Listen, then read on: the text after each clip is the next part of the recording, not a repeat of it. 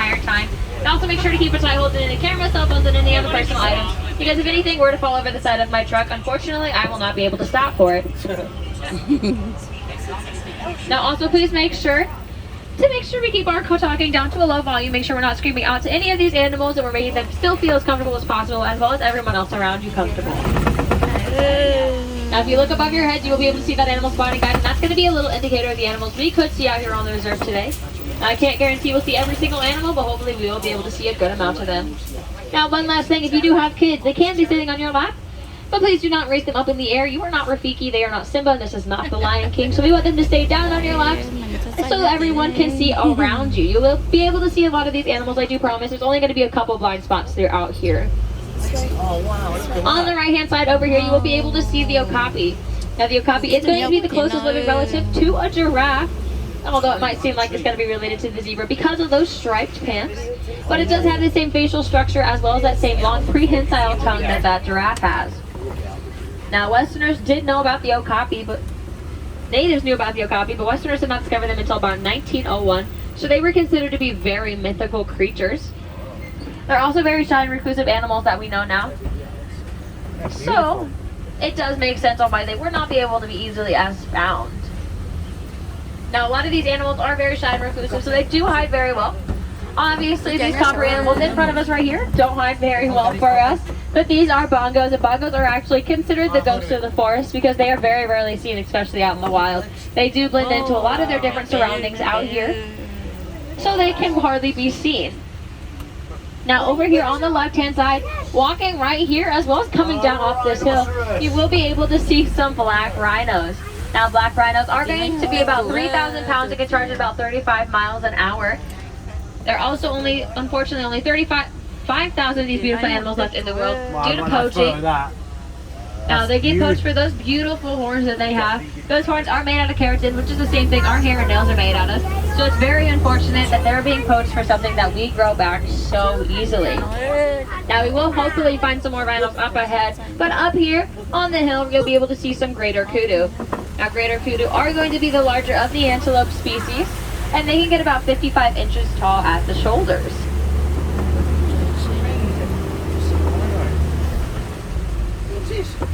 On the left hand side, you'll be able to see this black and white bird. That is those are saddle-billed storks. Saddle-billed storks are about 5 feet tall and have a wide wingspan of about 9 feet, which is about the width of the canopy above your head, so it is a very wide wingspan. Now those two are a mating pair, and they will mate for life, but other than that, they are very solitary animals, so they would rather live with their mating pair or with no one at all. I know another stroke. Now we are entering the Sabi River, and the Sabi River is going to be home to some more of the aquatic animals, so hopefully we'll be able to spot some hippos as well as some crocodiles while we're out here. Now if you're on the right, you can get a close look of those hippos over there. Don't worry if you're on the left, I'll be able to show you some more, so please make sure we are staying seated completely on our bottom. We'll see some more in a minute, right? Those over on the right are in one of the blind spots that I mentioned earlier, so please make sure we do remain seated. I'll try to get the best views of these animals possible. Oh, wow, look, there's some there. Now you'll be able to see the flow of hippos right over here. You see them in there. Now hippos do spend the majority of their time in the water, and they really only come up onto the bank at night to be able to eat the vegetation that is surrounding it. Wow, man. They only stay submerged underwater for about 5 to 8 minutes at a time, because that's as long as they can hold their breath, so they do come up quite a bit during the day. Now hippos are herbivores, although it might not seem like it because of those large teeth that they have. But those large teeth are actually only going to be used for defense only. On the island right here, you will be able to see some pink-backed pelicans. Pink-backed pelicans get their name from the pink coloration they get on their back during their mating season. They're also going to be colonial nesters, so it'll be about 20 to 500 pairs on a nest at one time.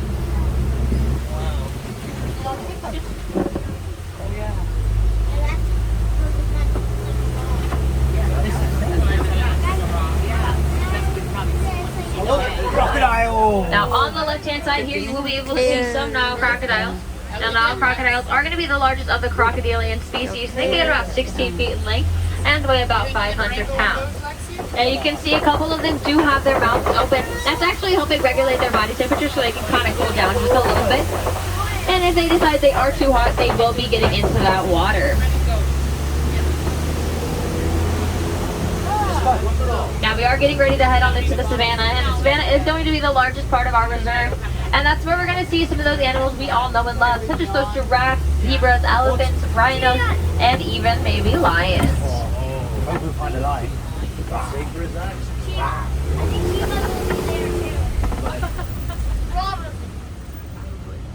Traffic jam. Maybe the line's over there. Something over there. Lower left in that one. Uh-oh.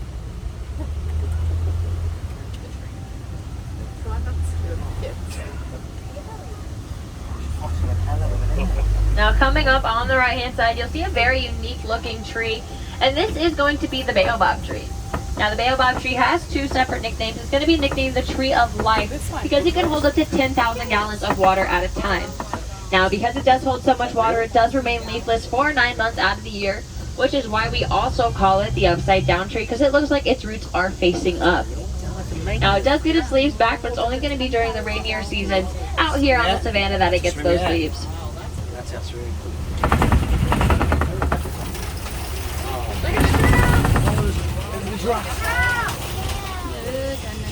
Now looking up ahead, you will be able to see a couple of giraffes walking around.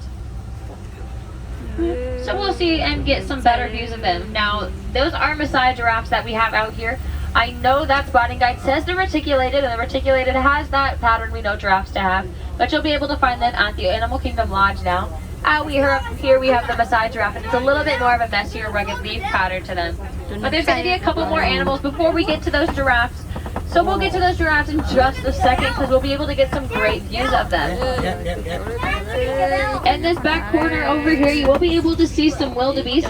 Now wildebeest do get into herds of about 1.5 million and will travel about 500 to 1,000 miles in 1 year. Now laying down right here in front of us are actually going to be the springboks. Springboks are going to be the smaller of the antelope species. They can jump about 6 to 8 feet in the air just from standing up and jump about 13 feet forward. They also can run about 50 to 60 miles per hour, making them one of the top 10 fastest animals in the world. Now the other animals that are a little bit closer to us are going to be the Hartmann's mountain zebras. Now those Hartmann's mountain zebras have a fluffy skin under their throat that helps regulate their body temperature. While they're the only species of zebra with this fluffy skin, other animals do have it. It's going to be called a dewlap. Now you can also see on the one that's kind of facing away from us, they have a zipper mark down their back, and that's actually a very unique marking to them. They also do have that white underbelly, which is also very unique to them. It's because where their stripes don't meet. They also have smaller hooves that help them climb up the mountain terrain just a little bit easier out here. Now I know we all have the question if zebras are black with white stripes or white with black stripes. And I'm here to tell you, if you take a look at their nose, that's how we can tell what color they are. And they're actually going to be black with white stripes.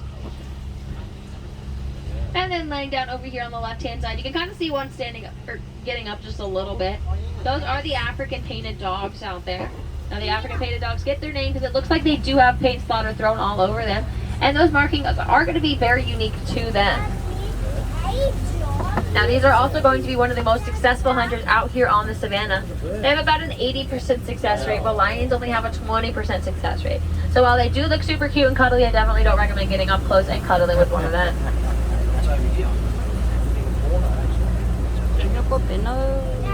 Now kind of laying down in this back corner over here, and one standing up there, that's a sable antelope. Now sable antelopes are going to be the emblem to the Harambe Wildlife Reserve, so they do look a little bit familiar. That is probably why.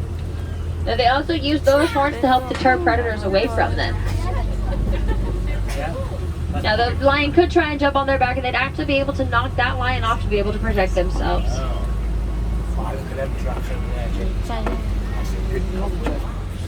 Now we are going to come up a little bit closer and we'll talk about those giraffes. Now giraffes do get about 18 to 20 feet tall. And their babies are going to be born at about 6 feet. And they have a 6-foot drop from their moms when they are born.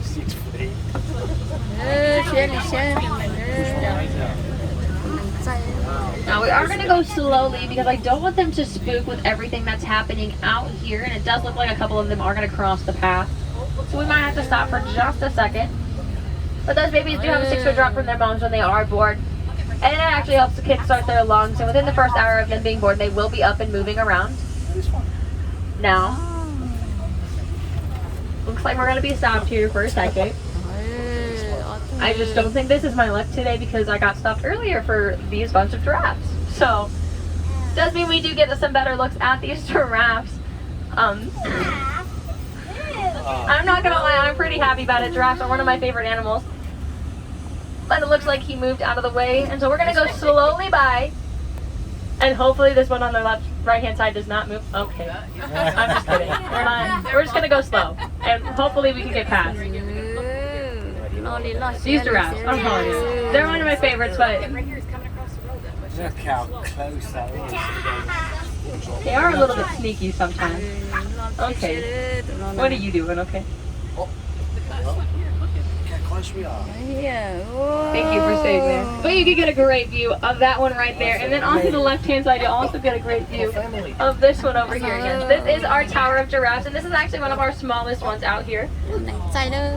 Wow, that's a good one. Close. Oh, please.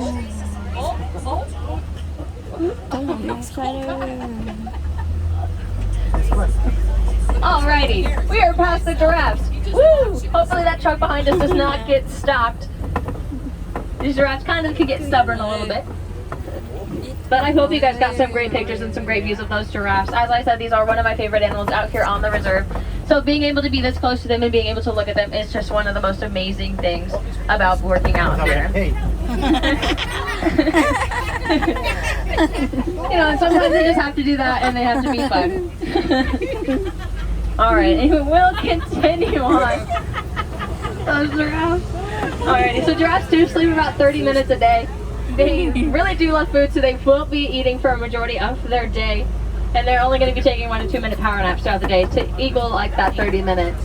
They are also very easily spooked. You can kind of see they were watching what was happening throughout that part of the savannah. And they do get very spooked very easily, and they're very curious about what everything is happening. And they don't really care if something's new. So it is pretty cool to be able to see them in that tower like that. So I hope you guys enjoyed it as much as I did. Now we're going to continue on to see what other animals we can see out here. But it does look like a lot of trees are knocked down up here. So hopefully that means elephants are in the area, because elephants really do love knocking things down. That is something that they do quite a bit. So hopefully we see some.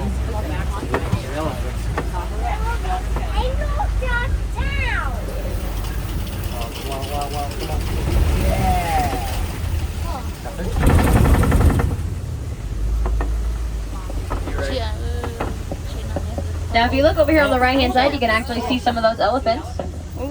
Those are African elephants, and they're going to be flapping their ears quite a bit, and that's actually helping lower the body temperature. Every flap of the ear lowers their body temperature about 10 to 15 degrees, so it's like a personal fan that they have on them. It is very nice and helpful, especially when out in that harsh savanna sun. Now they also do throw a lot of dirt, mud, and water onto their backs to be able to help protect that sensitive skin from the sun, just to be able to use it as like a natural sunblock. Now another thing about elephants is they love to eat. Because they really love to eat so much, they really don't care where they're going. As long as they're going to get food, they're going to be pretty happy. And this is actually causing a lot of issues over in Africa, because those elephants were going onto some farmland and destroying crops. Now, during some research, it was found out that elephants are actually afraid of bees. They really do not like the noise that they make. So it was suggested to those farmers to put a beehive fence surrounding that farmland to see if it would scare the elephants away, and it actually worked. About 80% of the elephants that came up to that farmland run away because they were scared. So that made the farmers pretty happy, because they were finally able to use those crops, but then they were also able to sell the honey that those bees produce for a little bit more extra income.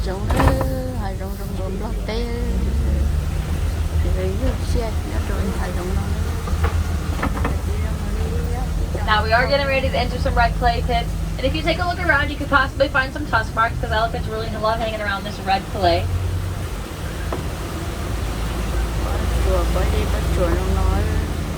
So we'll see if we can find any. That might mean there's more elephants up ahead, but it does look like I see some tusk marks over here on the right hand side. So let's continue on to see what elephants we can find, because I can see a couple right here. But we'll continue on to see if we can get some better views. There's only one right there, and there's usually a bigger herd out in this area. So hopefully that means they're going to be in just a little bit more of a better spot. There's a couple of them right there. With all those trees, it's a little bit harder to see them. But elephants really do love hanging around that red clay because it holds a mineral inside of it that's very good for him. And it acts just like a vitamin, just like we take vitamins every single day. So let's see if we can try to get a good look of these. It looks like we will a little bit right here. So this is actually one of our baby elephants right here. She is about 5 years old and she's our youngest. Let's see if I can get some good looks at her. There she is. Yeah, let's go that one.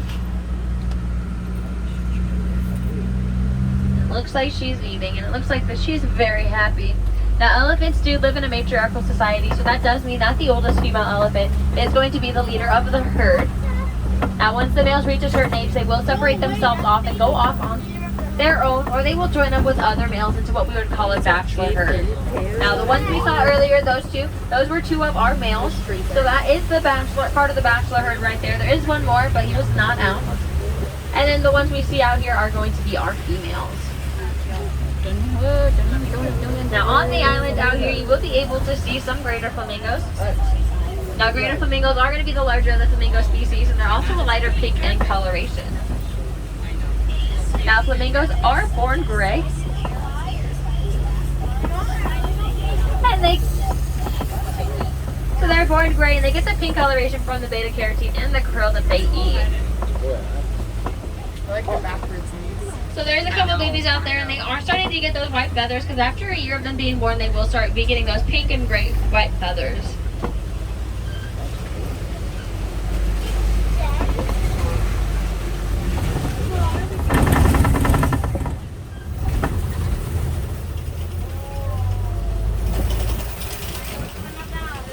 Up ahead, it looks like they could have possibly been around, but it looks like some right rhinos could have been around. They love hanging around near this mud pit to be able to roll around in it to create an actual sunblock on their skin. Now they do really love playing around in that mud, especially the little ones we do have out here. Especially the youngest that we have, she'll be going into that mud and trying to get as far down as she possibly can, so she could have mud up to her eyes if she really wants to. So it is really cool to be able to see them playing around in that mud. Once it's dry, they will rub themselves on all the trees to kind of get it off because it does kick on them a bit. So hopefully we'll find the crash up ahead. Now I'm not going to stop for these next animals because they might be a little bit hard. They're harder for me to spot. So if you guys see them, they are going to be cheetahs out here. So it looks like she is walking around. Now cheetahs are going to be the largest, or the fastest land mammal. They get up to speed of about 65 miles an hour in about 3 seconds. They'll only hold that speed for about 30 seconds at a time. Because these animals are built for speed and not for strength. So they really cannot hold it forever, so they do like to lay down quite a bit. Now out here we have all females. They're all sisters as well. And it looks like there's 2 more going to be hanging out right here. Now these cheetahs are going to be one of the very few big cats that can actually purr. It's very interesting to hear, but I definitely really don't recommend getting up close and personal with one to be able to hear it because they are still big cats and they are not like the personal cats that we would have. Now up ahead is going to be our Caij rock formation. And big cats love hanging around these Caij rocks to be able to look out across the savannah to be able to check out what's going on. So hopefully we will see them. It is still pretty cool outside, so I do think we have a great opportunity to be able to see them. And it looks like we can at least see one right here. I'm going to go around to be able to get a great view of him. But these are our lions. But actually, before we get to that lion, if you take a look right here on the right-hand side up the hill, you'll be able to see one of our white rhinos laying down. White rhinos are going to be about 5,000 pounds, so they are a little bit bigger.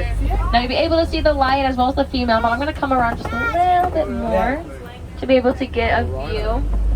Now the animal in front of the lions is going to be a bontebok, and bonteboks are very rare. There's only about, you'll only be able to find them on reserves just like this one, because in the early 1900s they were nearly extinct. Now lions do sleep about 18 to 20 hours a day, so they do spend a majority of their time sleeping. Now during the day their eyesight is just like ours, but at night it's about 6 times stronger, so it is a little bit easier for them to see at night. Now we're going to see if we can find that second female. She's going to be a bit harder to spot. She's still in the same spot, but yeah, she's going to be on that rock right there. And she does look a little bit cute laying there with how she's laying. Now these animals do roar, and it's very contagious roar. So once one of them starts going, the others will join along, and then we can hear them from up to 5 miles away. So they're not going to do it right now, but if you come back maybe later in the day, whether you're going to be on the safari or you're still in the park, you can possibly be able to hear them. Because once they come out back in the afternoons, they usually will announce to the entire savannah that they are back and that they are here, and they just need to know. So it is a really cool opportunity to be able to hear it. Now laying down back there, you will be able to see a warthog. Now warthogs are burrowing creatures, so they will back themselves into those burrows to keep their tusks out, to be able to protect themselves against any of the predators that could come up to them.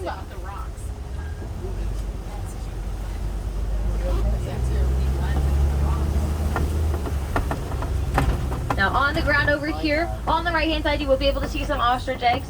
Now I really don't want to stop for them because we never know when the ostriches are going to come out.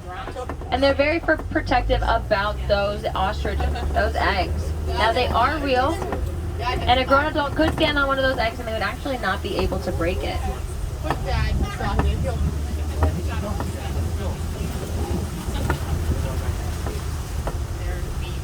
Remember the cow story that Mom got out? They start running. Jesse's yelling. Get out of the car? Yeah. Jesse's yelling. Get out of the car.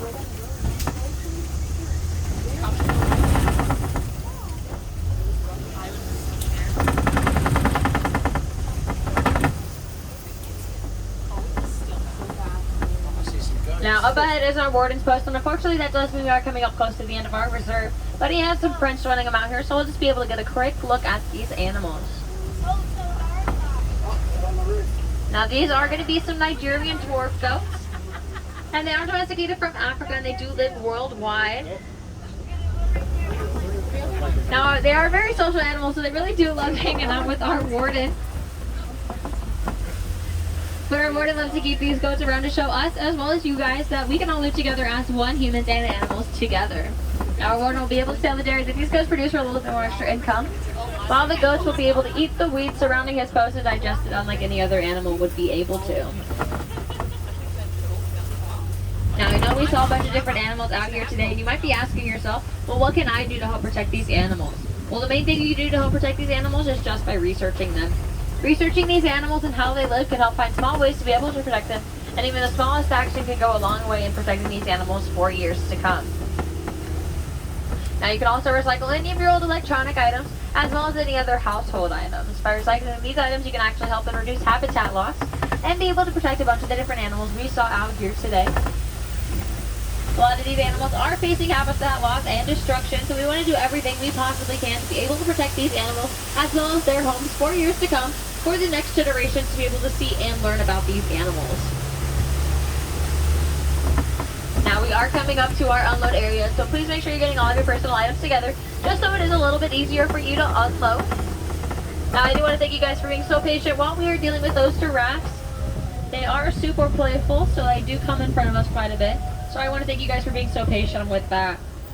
Now, so if you have any questions for me, you can come on up to my window when we are at the dock, and I'll be happy to answer anything that you have, whether it's about these animals out here, any concerns or comments you have, as well as anything about the park. I'll try to be able to answer it to the best of my ability, but I cannot guarantee that I'll be able to answer it. But I'll try to send you to somebody that will be able to answer it. My window's quite literally always open, so I'm very happy to answer any questions that you guys have. Now here in Harambe, we really don't like to say goodbye. It is far too sad and far too final. We'd like to say a simple phrase, which is Kwaherini, which means to go well.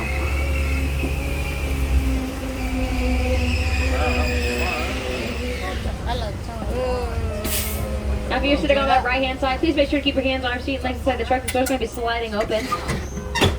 Kwaherini, everyone. Go well, go wild. Enjoy the rest of your day here at Disney's Animal Kingdom. Thank you.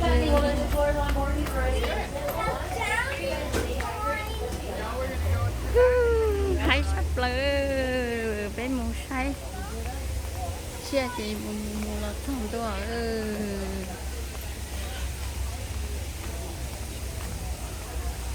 khi nào tập cấp bài chế